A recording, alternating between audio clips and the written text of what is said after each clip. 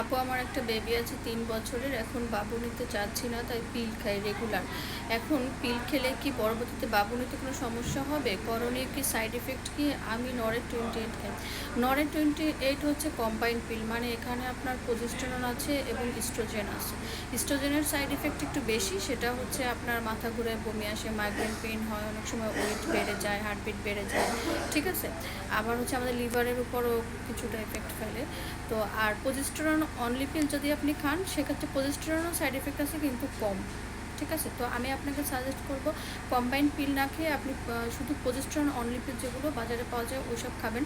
আর আপনি যদি বাচ্চা নিতে চান, সেক্ষেত্রে আপনি বাচ্চা নেওয়ার 3 থেকে 4 মাস আগে পিল খাওয়া বন্ধ করে দিবেন। এরপর আপনি বাচ্চা নেওয়ার চেষ্টা করবেন, আর সেই সময়টাতে আপনি ফলিক অ্যাসিড খাওয়ার চেষ্টা করবেন, ঠিক আছে। এরপরও যদি আপনার বাচ্চা না আসে, আপনি ডক্টরের সাথে যোগাযোগ করবেন।